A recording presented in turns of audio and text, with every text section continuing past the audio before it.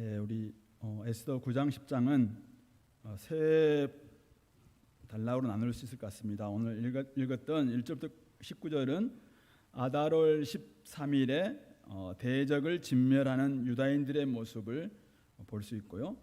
그리고 20절부터 32절은 모르드게와 이제 에스더가 불임일을 선포하는 그런 조서를 내리는, 그래서 불임일, 불임절의 유래에 대해서 20절부터 32절까지는 이야기하고 있고요. 10장 1절부터 3절은 그 중에 이제 모르드게가 높임을 받았다라는 이야기로 이제 마무리하고 있는, 이렇게 세 본문으로 나눌 수 있습니다. 먼저 오늘 1절부터 19절 우리가 읽었는데요. 유다인들이 대적을 진멸하는 날 아달월 바로 12째 달 13일 왕의 어명이 시행되게 된 날. 오늘 1절은 뭐라고 이야기하고 있습니까? 유다인의 대적들이 유다인을 제거하기로 받았던 날이었지만은 도리어 유다인이 대적들을 제거하게 된 날이라고 명기하고 있습니다. 그날 모든 민족이 유다인들을 두려워해서 능히 막을 자가 없었다라고 이야기합니다. 그리고 정부의 관리들, 이런 사람들도 이제 모르드게가 왕 다음에 높은 지위에 있었으니까 모르드게를 두려워함으로 다 유다인을 돕게 됩니다. 모르드게가 왕궁에서 존귀하여 점점 창대해져 그의 명성이 각 지방에 펴졌기 때문에 그들은 자발적으로 아마 이 모르드게가 속해 있는 유다인들을 도왔던 것 같습니다. 그렇게 함으로 그날에 수산 도성 이 수도에서만 500명을 진멸했고 하만의 10아들을 다 죽였습니다.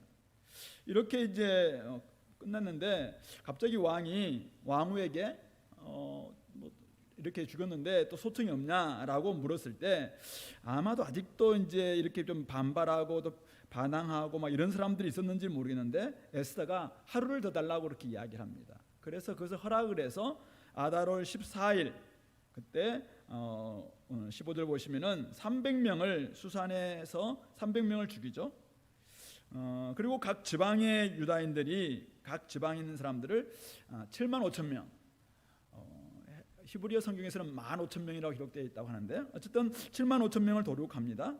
그리고는 이 시골 각 지방에 있는 이 사람들은 오늘 17절에 보면은 13일에 그 일을 행하고 14일에 쉬고 그날에 잔치했다 이렇게 나와 있습니다. 그러니까 13일 날은 도륙한 날, 14일 날은 이제는 기쁘게 승리했으니까 잔치를 벌이고 축제를 벌인 날 삼았습니다. 반면에 18절 19절에서는 수산에 있는 유다인들은 이틀 동안 했잖아요. 그래서 13일 날 14일 날 모여서 진멸했고 15일 날 잔치를 벌였다라고 이야기를 합니다. 아마도 시골에 고을고을에 사는 자들이 이 14일을 명절로 삼았기 때문에 어쨌든 14일과 15일 이 두 날을 이제는 명절로 삼았다, 잔치로 삼았다, 그 이야기를 오늘 담고 있습니다. 뭘 이야기하고 있습니까? 결국은 아달월 13일 12월 13일입니다. 둘째 조서를 내린 날이 3월 23일이었나요? 23일이었죠? 예. 그러니까 그로부터 약 9개월 뒤에 이제는 그날이 밝았습니다. 원래는 첫 번째 조서대로라면은 유다인들이 다 죽임 당할 수 있는 날입니다. 그러나 두 번째 조서로 말미암아 첫 번째 조서가 변개되었고 상쇄되었고 이제는 유다인들 대적하는 사람들을 죽이도록 명령이 시행된 그날이 되었습니다. 과연 이 조서가 내려졌을 때 과연 어느 조서대로 일이 이루어질 것인가 이거죠. 결과는 뭡니까? 두 번째 조서대로 일이 이루어져서 결국은 그들이 죽게 되었다라는 것을 이야기합니다. 아달월 13일은 유다인들에게 대적을 진멸하는 날이자 신혼의 날이었다, 원수 갚은 날이었다라는 것을 오늘 말하고 있는 것이죠.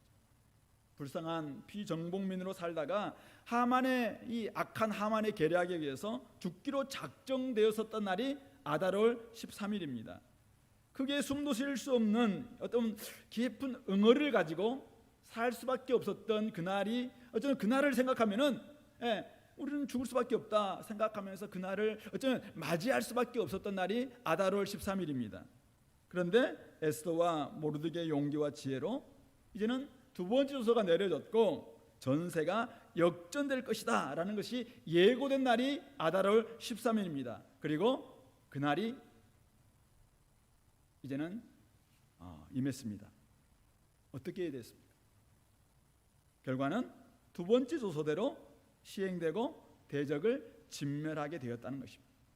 어떤 누구도 유다인들을 막을 자가 없었고 도리어 그들은 유다인들을 두려워하게 되었고 유다인들을 도와주게 되었다. 누구도 예상할 수 없었던 첫 번째 조서가 내려졌을 때는 아무도 상상할 수 없었고 아무도 생각할 수 없었던 그 일이 이 두 번째 조서가 내려짐으로 말미암아 그리고 그날이 예고된 대로 그 일이 이루어졌다라는 것입니다. 하나님께서 엎혀주시기로 작정된 날이 이르자 결국 유다인들은 대적을 멸하게 되었고 신원하게 되었고 결국은 모르드게는 왕궁에서 존귀하여 점점 창대해졌고 명성을 온 각 지방에서 얻게 되었다. 하나님의 때가 이르면 하나님의 뜻이 이루어진다는 말씀입니다. 의기양양했던 대적들은 진멸당하고 그들은 두려움 가운데 이제 살아갈 수밖에 없는, 왜요? 그들에게는 심판의 날이기 때문에 그렇다는 사실입니다. 당연히 절망의 저로 살았던 하나님 백성은 그날 원수가 없고 이제는 하나님께서 공명정대하게 심판하심으로 말미암아 결국은 회복된 날이기 때문에 그들은 잔치를 벌이고 즐기면서 서로 예물을 주고 기뻐하는 날로 바뀌게 된다는 말씀입니다. 하나님께서 높여주시면은 우리의 삶도 마찬가지입니다. 그날까지는 조금 불안한 듯 살아갈 수 있습니다. 과연 그날이 올 것인가? 아니, 그날은 어떤 날이 될 것인가? 우리에게 신혼의 날, 우리에게 분명히 그날에 대해서 우리는 소망하며 살아가는데 과연 그날은 어떤 날이 될 것인가? 믿고 있지만은 미심쩍습니다. 과연 그날이 우리에게 어떤 날이 될 것인가? 때로는 의심하고 때로는 아무것도 없으면 어떡하지? 사실은 우리가 믿고 살아왔는데 부활이 없으면 어떡하지? 그날에 우리는 믿고 살아왔는데 주님의 재림이 없으면 어떡하지? 사실은 굉장히 많이 또는 근심하기도 하고 염려하기도 합니다. 도대체 그날은 올까 가슴 졸일 수도 있습니다. 그러나 그날은 분명하게 약속되었고 예고되어 있습니다. 조금만 더 기다리면 아달월 13일은 다가온다는 사실입니다. 여러분들의 인생에서 가장 힘들 때가 언제였습니까? 저는 아마 군대 있을 때, 군대가 어떤 사람들은 우리 아들은 군대가 아직은 견딜만 하다면서 이야기하는데 저는 군대 생활이 참 힘들었습니다. 정경으로 가서 어쨌든 굉장히 좀 암울한 시절 때 서울에 정경으로 있으면서 많이 힘들었었는데요. 그러나 군대 가면은 이런 그 말이 있습니다. 국방부 시계는 거꾸로도 돌아간다. 결국은 국방부 시계는 마지막 때 우리 제대할 날이 온다는 것이죠. 제가 1986년 12월 18일 날 군대 갔는데 89년 3월 19일 날 그날 정확하게 제대했습니다. 우리에게는 이런 날이 분명히 있다는 것이죠. 가장 정확한 시기가 있다면 그것은 하나님 나라의 시기입니다. 하나님께서는 우리에게 이미 승리의 날을 약속하셨습니다. 이미 디시전 데이, D-Day는 우리 가운데 임했습니다. 예수님이 십자가에서 사탄 마귀를 멸하심으로 말미암아 이미 거기서 승리하심으로 말미암아 우리에게는 결정적인 날은 우리에게 이미 임했습니다. 그럼 우리에게는 이제는 빅토리 데이, V-Day만 남아 있습니다. 그날은 바로 주님께서 다시 오시는 그날입니다. 그날 하나님 나라가 완성될 겁니다. 그날 부활이 이루어지는 날입니다. 그날 하나님 나라가 완성될 날입니다. 우리에게 그날은 어떤 날이 될 것인가요? 지금까지 혹시 눈물을 흘리고 소망 없이 살아가고 걱정과 근심 가운데 있는 분들, 그날 우리에게 그날이 도래한다면 그날은 분명하게 어쩌면 좀 멀리 느껴질 수도 있습니다. 그러나 천년이 하루 같고 하루가 천년 같은 하나님께는 사실은 잠깐이면 올 수도 있는 바로 그날입니다. 그날 우리는 하나님께서 높여주시면은 분명합니다. 하나님의 위로를 경험할 수 있을 것입니다.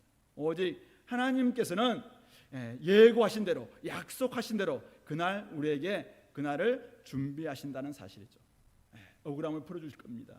여러분들 혹시 우리 굉장히 큰 인류의 종말을 생각할 뿐만 아니라 여러분들 속에서도 지금 너무나도 좀 억울한 일이 있습니까? 이것은 내가 너무 억울하다. 이런 삶을 내가 살아왔던 것 자체가 하나님께서 너무 억울하다. 이런 것들을 여러분들이 막 기도하면서 내가 뭐 원수 갚을까 뭘까 하면서도 여전히 하나님의 뜻에 맡겼습니다. 그러면 하나님께서 결국은 하나님께서 높여주신 날이 올 겁니다. 그날 여러분들에게 가장 공명정대하게 하나님께서 신원해 주실 것입니다. 어떤 사람들이 그죠? 우리 뭐 지방법원에서 패소하고 또 고등법원에 가서 억울함을 이야기했지만 패소했습니다. 그래서 다시 한번 항고를 해서 대법원에 갑니다. 제 3심에 가서 결국은 무죄 방면하면 되는 거 아니겠습니까?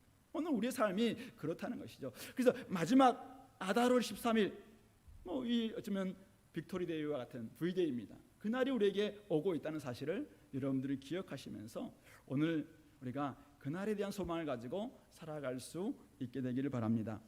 오늘 유대인들은 대적들을 진멸할 때 좀 재밌는 표현들이 재밌다기보다도 특이한 표현이 나와 있죠. 우리 10절 하만의 10 아들을 죽였으나 그들의 재산에는 손을 대지 아니하였다. 또 15절에서도 300명을 수산해서 도륙했지만 그들의 재산에는 손을 대지 아니했습니다. 그리고 각 지방에 있는 유다인들도 7만 5천 명을 도륙했지만 그들의 재산에는 손을 대지 아니하였다. 세 번의 기회가 있었지만 세 번 다 그들은 그냥 재산에는 손대지 아니했다는 것이죠. 왜 그랬을까요? 여러 가지 아마 우리가 생각을 해볼 수 있을 것 같습니다. 어떤 분들은 이제 예전에 사울 왕의 실패를 거울 삼았을 것이다. 왜냐하면 이제 이 아말렉의 지금 후손들이잖아요, 이들이. 그러니까 아말렉 왕을 진멸하라. 그리고 다 없애라고 했는데 불구하고 이 사울이 하나님의 말씀에 순종하기보다는 그냥 재산의 탐함으로 말미암아 결국 숨겼잖아요. 좋은 거 숨겨놓고 그러므로 말미암아 하나님의 명령보다는 재산 증식에 눈이 멀어서 불순종을 선택했던 이 사울 왕을 실패를 거울 삼아서 아마 이렇게 했을 것이다. 이렇게 하는 사람도 있습니다. 또 하나는 오늘 3장 13절 잠깐 보실래요? 3장 13절입니다. 이 하만의 조서가 나와 있는데 12째 달 곧 아달월 13일 하루 동안에 모든 유다인을 젊은이, 늙은이, 어린이, 여인들을 막론하고 죽이고 도륙하고 진멸하고 또 그 재산을 탈취하라. 이게 첫 번째 조서, 하만의 조서입니다. 그러니까 여기는 남자들뿐만 아니라 모든 여인들, 어린이들 다 죽이고 진짜 그런 진멸입니다. 도륙, 진멸하고 그 재산까지 다 탈취하라라고 이야기했습니다. 근데 이 두 번째 조서에 지금 모르드게와 에스더에 의해서 내려진 이 조서에는 그렇지 않다는 것이죠. 결국은 하만의 조서와는 다른 재산을 탈취하지 않는 세상의 방식은 겉으로는 그럴싸한 명분을 내세우고 있지만 속에는 분명히 재산을 다 탈취하고자 하는 그 욕심이 숨겨져 있는 경우가 많죠. 근데 오늘 유다인들은 대적들을 진멸하고 도륙했지만 그들의 재산에는 손을 대지 않고 있습니다. 순전하게 하나님께서 맡기신 그 하나님의 전쟁에 임하고 있다라는 것을 보여주고 있는 것이죠. 어쩌면 그들도 개인적으로 원수 갚고 또 개인 재산 증식을 위한 좋은 기회라고 생각했을 수도 있습니다. 그러나 만약 그렇게 했다면은 하나님의 심판이라는 선명성은 사라질 것입니다. 그리고 탐욕과 분노만이 자리하고 있는 한마디로 아수라장이 되고 지옥이 되고 말았을 것입니다. 결국 이것은 우리에게 뭘 가르쳐주고 있습니까? 하나님의 일을 함에 있어서 요즘 우리 전도서에서 계속 묵상하고 있는 것처럼 욕심을 내려놓아야 한다는 것이죠. 그리고 세상 방식과는 다른 거룩한 방식을 취해야 된다라는 것을 오늘 여기서 이야기하고 있습니다. 오늘 물론 이들이 75,800명을 죽였습니다. 적은 숫자가 아니죠. 근데 이 숫자들은 결국 이것은 사실은 무조건 죽인 게 아니라 이거는 정당방위에 해당되는 거죠. 그렇지 않았으면 이들이 모든 유다인들이 다 죽을 수밖에 없었기 때문에 하나님은 그 부분에 있어서 이들을 도륙하도록 허용한 것이죠. 그러나 그로 말미암아 그들의 모든 재산까지도 다 탈취할 때 결국은 그것은 더 넘어서는 하나님의 선을 넘어서는 것이 되기 때문에 그 부분에 대해서 오늘 그들은 철저하게 선을 분명히 지키고 있습니다. 우리는 재산에는 손대지 않는다라는 선을 분명히 지켰고 그런 모습을 보이고 있다는 말씀이죠. 오늘날에는 이런 진멸 전쟁이 있을까요? 오늘날에도 이런 진멸 전쟁을 하나님께서 허락하실까요? 대적을 온전히 다 죽여라, 재산은 손대지 않더라도 다 죽여라, 이런 진멸 전쟁을 하나님께서는 이 신약 시대, 오늘 우리가 살고 있는 2020년 이 시대에도 하나님은 허용하실까요? 물론 요즘 이 거룩한 전쟁, 정의로운 전쟁, 저스트 워에 대한 논쟁 굉장히 많이 있습니다만은 제가 생각하기에는 어떤 명분을 내세운다 할지라도 원수가품이나 힘을 과시하기 위한 전쟁일 뿐이지 거룩한 전쟁, 정의로운 전쟁은 없다라는 것이죠. 대부분의 사람들이 재력과 군사력을 자랑하고 국력을 자랑하고 영향력을 확장하려는 수단으로 전쟁을 이용하는 경우가 굉장히 많습니다.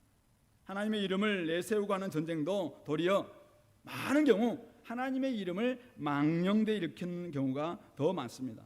그러므로 오늘 우리는 하나님의 이름을 걸고 싸워서는 결코 안 됩니다. 싸울 때 영적인 싸움은 모르겠어요. 그러나 우리가 전쟁을 이야기하면서 전쟁하면서 하나님의 이름을 걸고 하는 전쟁, 사실은 신약 시대에는 허용되지 않는다는 것이죠.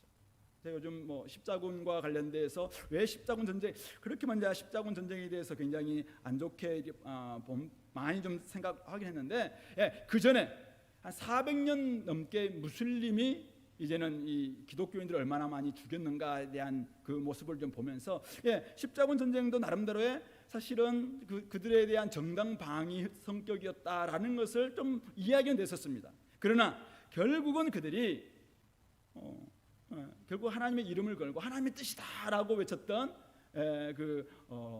교황 우르바스인가 그 교황의 그 말이 과연 하나님의 뜻이냐 이거잖아요.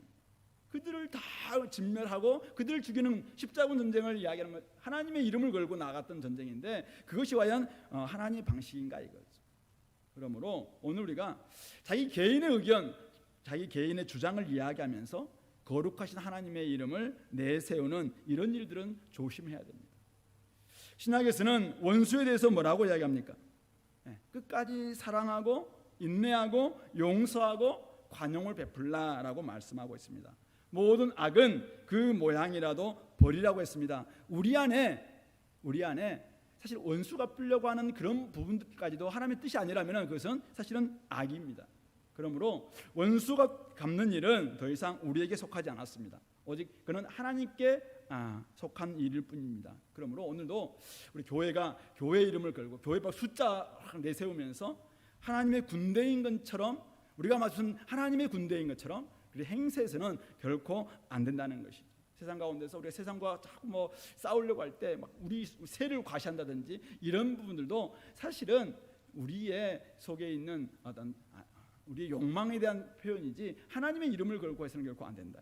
더 겸손하게 묻고 기도할 필요가 있습니다. 그래서 우리 성경은 우리의 싸움은 혈과 육에 속한 것이 아니라 하늘에 속한 악한 영들과의 싸움이라고, 영적 싸움이 우리의 싸움이라고 분명하게 말씀하고 있습니다. 그러므로 오늘 우리는 이전에 우리가 불의의 병기로 우리 자신을 드렸습니다. 우리는 끊임없이 우리의 욕망 때문에 싸우기도 하고 우리의 욕망 때문에, 우리 욕심 때문에 하나님의 이름을 걸고 싸우기도 했었습니다. 그러나 이제는 우리는 의의 병기가 되었습니다. 하나님의 뜻을 위해서 싸워야 될 사람들이지, 그것도 방식까지도 하나님의 방식이 돼야 됩니다. 그래서 더 이상 우리는 전쟁을 통해서, 아무리 여러분들 기독교 국가를 할지라도 전쟁을 통해서 뭔가를 하려고 하는 방식은 하나님의 방식이 결코 아니다라는 것을 생각하고 철저히 하나님의 동기를, 자기 자신의 동기를 점검하지 않으면 우리는 하나님의 이름이 도리어 땅에 떨어질 수 있다라는 것을 우리가 명심할 필요가 있겠다라는 것입니다. 이제 두 번째인데요. 두 번째는 우리 불임일 축제가 유래에 대해서 이제 이야기하고 있는데요. 오늘 모르드게가 이제 20절 보시면은 이 일을 다 기록하죠. 있었던 일을 다 기록하고는 원근에 다 흩어져 있는 백성들에게 글을 보냅니다. 글 내용이 21절부터 22절에 나와 있는데 이제 한 규례를 세워 해마다 아달월 14일과 15일을 지키라. 이날에는 유다인들이 대적에서 벗어나서 평안함을 얻어 슬픔이 변하여 기쁨이 되고 애통이 변하여 길한 날이 되었으니 이 두 날을 지켜 잔치를 베풀고 즐기며 서로 예물을 주고 가난한 자를 구제하라. 이렇게 이제는 모르드게가 조서를 내리는 편지를 씁니다. 이렇게 쓸 때 유다인들의 반응을 보세요. 유다인들이 이미 자기들이 시작한 대로 또 이 모르드게 보낸 대로 계속해서 행하였다라고 이야기합니다. 23절. 그리고 24절 하반절 보면은 그들을 죽이고 멸하려고 했으나 에스더가 왕 앞에 나아감으로 결국 하만이 유다인을 해하려던 그 악한 꾀를 그 머리에 돌려보내고 하만과 그 여러 아들들을 나무에 달게 하였으므로 바로 이날을 이들은 당연히 이것을 다 보고 당하는 것으로 말미암아 27절 뜻을 정하고 지켜 패하지 아니하기로 작정합니다. 그리고 그들은 부리미를 유다 중에서 패하지 않게 하고 후손들이 계속해서 기념하게 하였다라고 이야기합니다. 또 그리고 29절에서는 이 왕후 에스더가 이 유다인 모르드게의 이 편지와 함께 이제 다시 한번 두 번째 편지를 쓰면서 이날을 굳게 지키기로 확정합니다. 확정.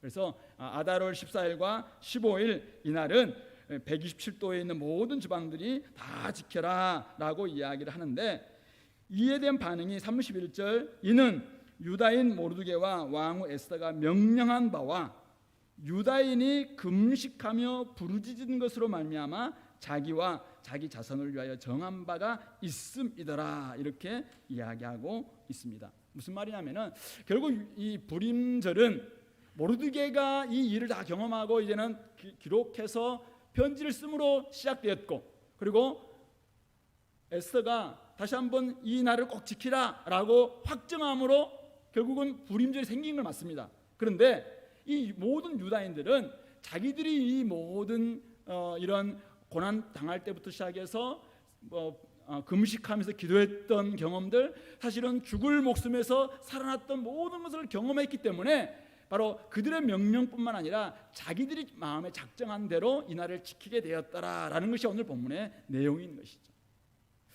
결국 유다인의 이 부림질 축제가 보여주고 있는 바는 무엇인가? 이 부림질 축제는 모세의 언약에 나와 있지 않습니다. 그러니까 구약에는 사실은 이 부림절 축제 율법에서는 나와 있지 않던 축제입니다. 그런데 이 페르시아의 식민지로 있다가 이들이 이제는 그곳에서 구원받음으로 말미암아 바로 유다인들에게는 굉장히 중요한 축제가 되었고 지금까지도 지키고 있는 축제가 이 부림절 축제라는 말씀이죠.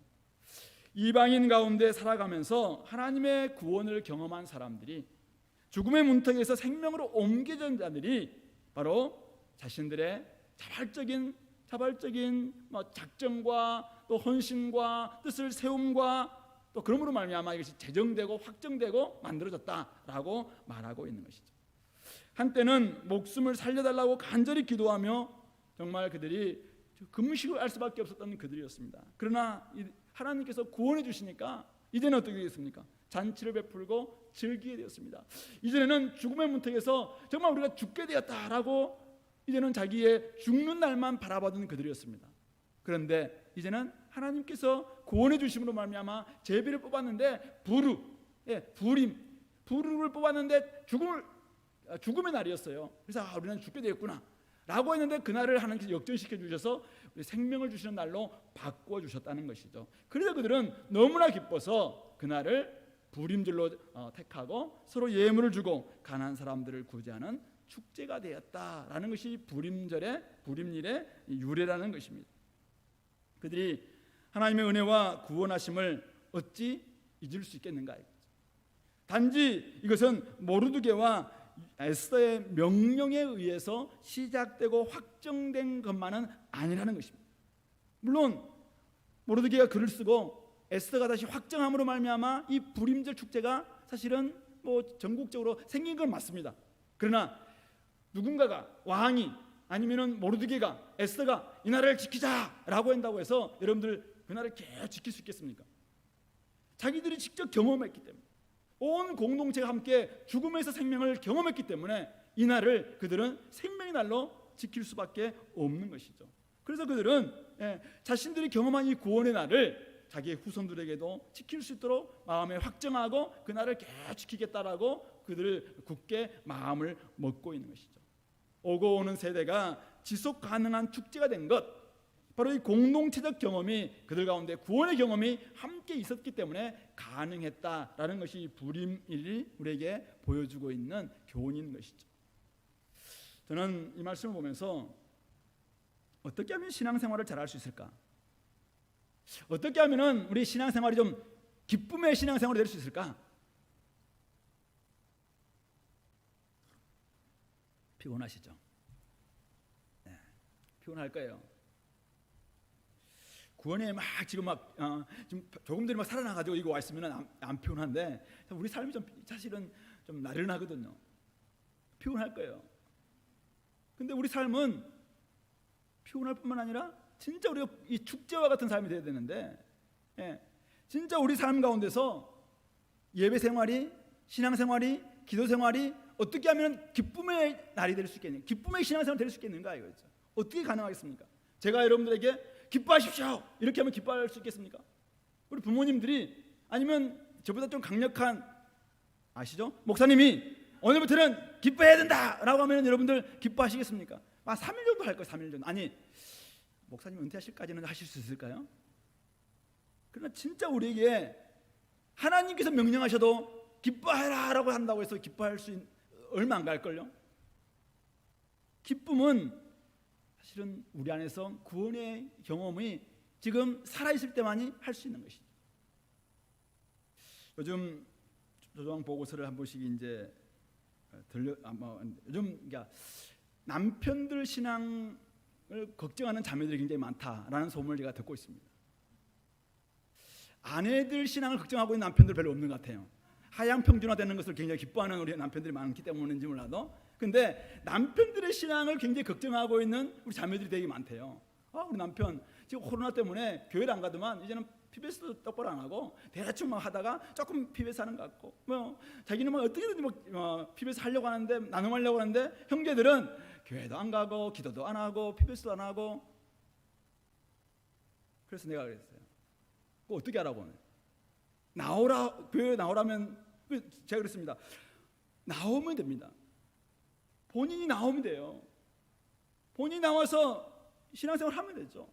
자기가 어떻게든지 기도를 사수하면 됩니다. 근데 제가 나오라 그래서 그렇게 누군가 이야기하더라고요. 목사님께서 강하게 좀 나와라라고 이야기해달라는 거예요. 제가 나와라 그러면 잘할 수 있을까요? 그러면 내가 할게요. 나오십시오. 집에서 지금 보시는 분들 나오세요. 궁금한 게 있어요. 서초동에 왜 이사 왔어요? 서초동에 이사 오신 분들 왜 서초동에 이사 왔습니까? 서초동에 강남 땅에 살고 싶었어요? 이 비싼 곳에 쪽방 들어와서 그래서 서초동에 오셨어요?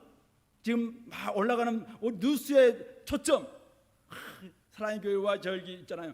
늘 뉴스 초점에 내가 살고 있다. 이거 한번 과시하기 위해서 서초동에 와 계시나요? 이 비싼 값 주고 왜 서초동에 와 있어요?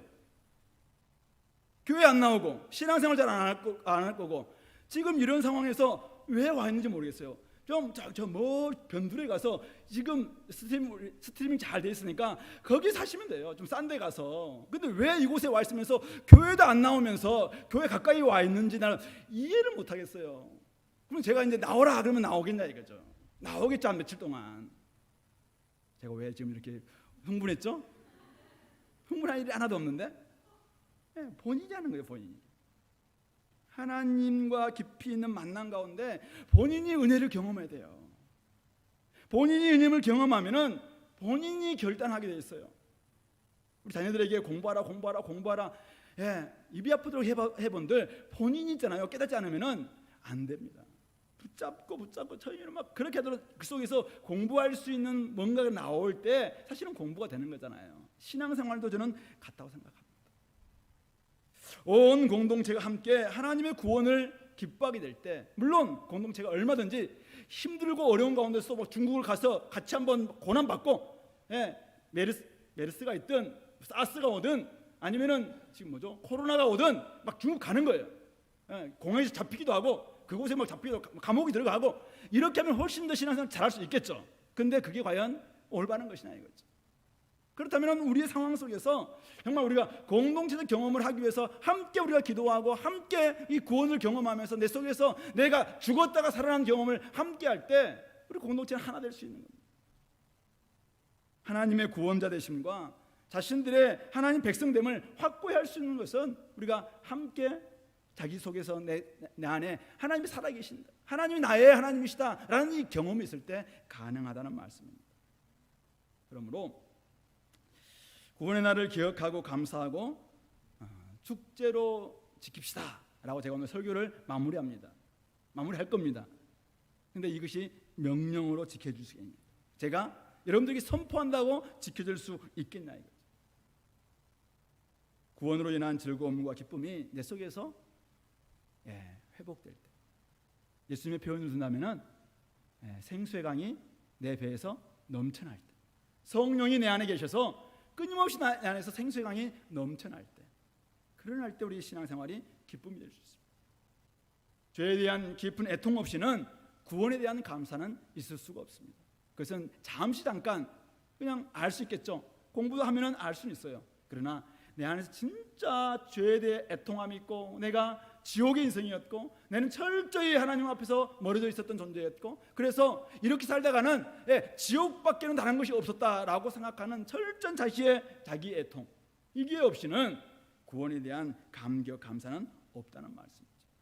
그러므로 하나님께서 우리에게 주신 구원과 구속의 기쁨 다시 회복할 수 있도록 부리민 축제가 되기 위해서는 내 마음에서 마음껏 즐거움을 나누고 정말 누리고 그런 삶을 경험할 수 있도록, 세상 어디에서도 발견할 수 없는 기쁨의 사람, 세상 누구도 할 수 없는 관용과 베품의 사람이 되기 위해서는 내가 먼저 하나님 나에게 구원을 베풀어 주셨다는 이 엄청난 감격이, 하나님과의 만남이 내 안에서 풍성히 경험돼야 된다는 말씀이죠. 그럼 그것이 지금 이루지 않고 있다 그러면은 나오십시오. 애기 데리고 나와도 괜찮아요. 나오십시오. 내가 죽겠는데 지금 뭐가 문제인가요? 와서 하나님 앞에서 여러분들 울어야 되지 않겠습니까? 하나님 앞에서 정말 우리 좀 봐달라고, 그러면 제가 제 방에 애들 놔둘 테니까 데리고 나오세요. 집에 있으면서 신앙생활 안 된다 그러시면 나오셔서 다시 한번 회복하시기 바랍니다. 그러므로 말미암아 여러분들이 다시 한번 샘솟는 기쁨들을 얻어야 되지 않겠습니까? 듣지도 않는 분들에게 혹시 제가 지금 설교를 하고 있는지 모르겠는데 다시 한번 원하는데요, 하나님께 주시는 놀라운 구원과 생명을 고백하게 될 때 그 생명과 구원의 감격, 그 경험이 결국 우리의 삶을 새롭게 만들어갈 겁니다. 그것이 신앙생활을 기쁘게 할 수 있는 원동력입니다. 저와 여러분들이 꼭 그 길로 나아갈 수 있게 되기를 간절히 소망합니다.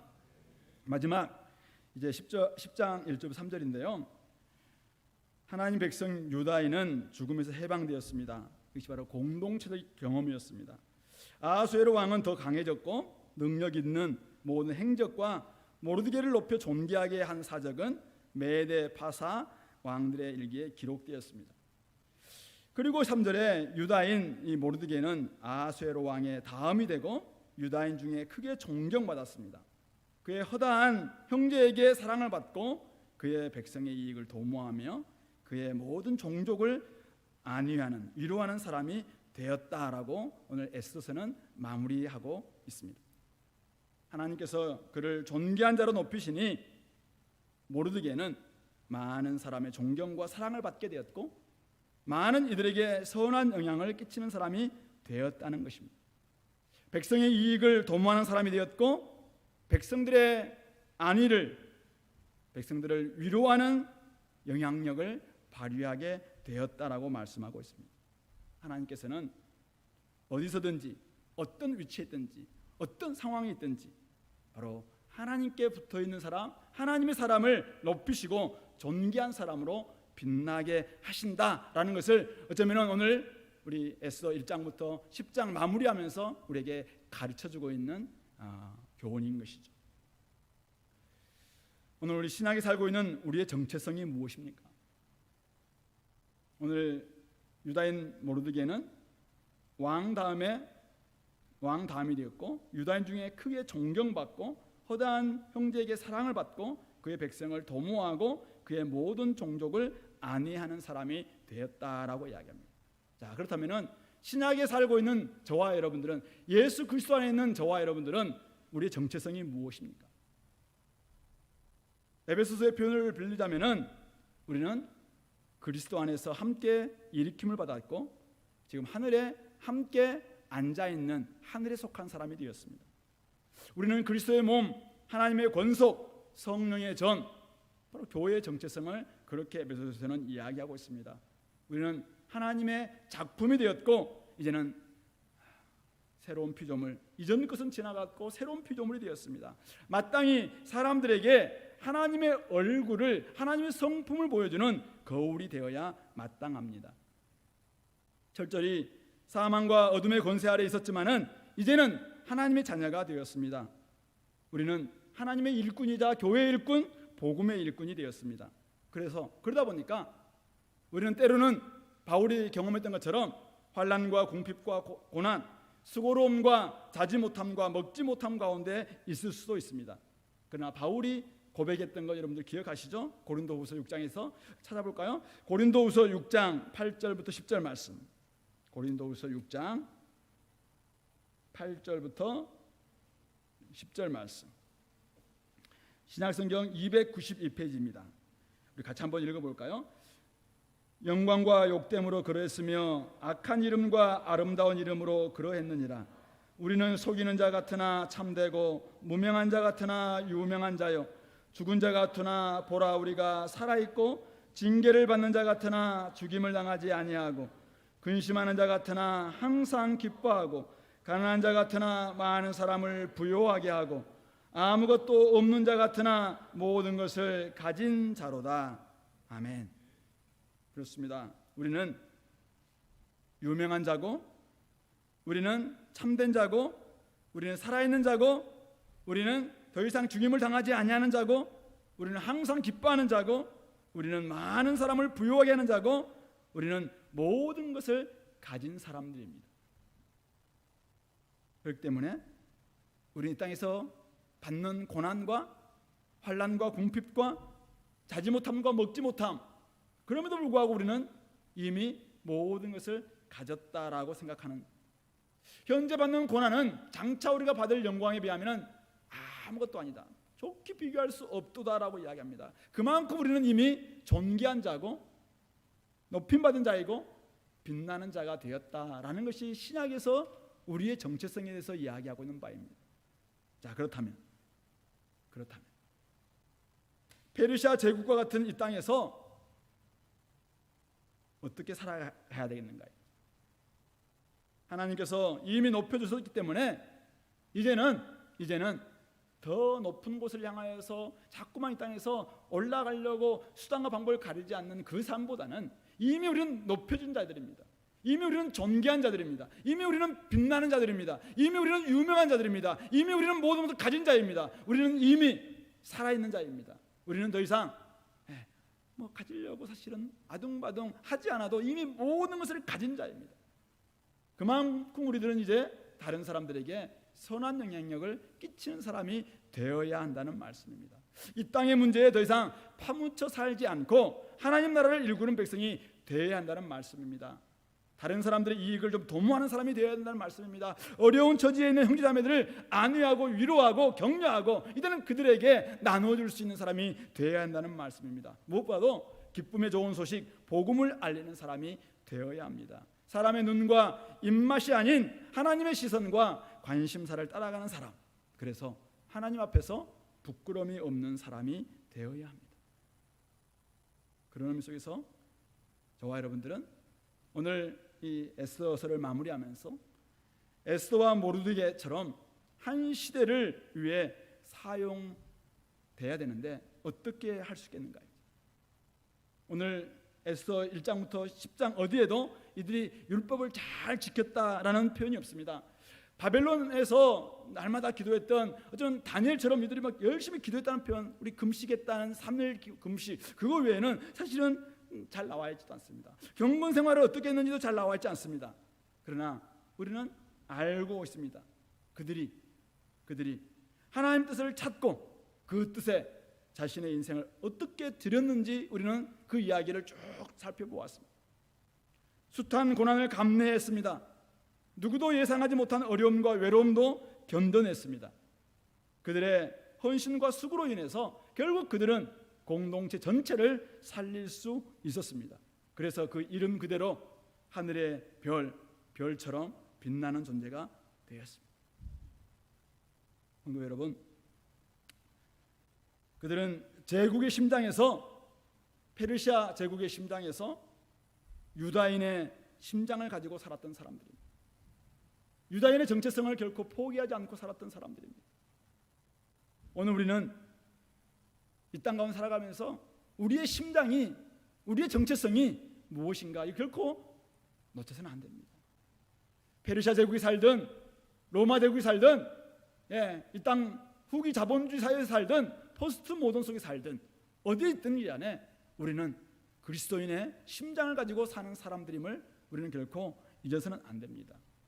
보이진 않지만은 살아계신 하나님을 의지하며 살아냈던 이들의 모습, 결국 하나님께서는 그 제국에서 가장 멋지게 이들을 존귀하게 높여주시는 모습으로 하나님의 살아계심을 증거해 보셨습니다. 오늘 하나님은 이 땅 가운데서 하나님이 살아계시다, 하나님은 능력자시다, 하나님은 많은 이 역사를 주관하시는 분이시다 라는 것을 오늘 교회를 통해서, 성도를 통해서 하나님은 좀 실직해 보이기를 원하십니다. 우리의 삶을 통해서 하나님은 내가 살아있다, 내가 좀 역사한다, 내가 이 역사를 주관하시는 분이다 라는 것을 정말 보여주기를 원하고 있다는 거예요. 누구를 통해서?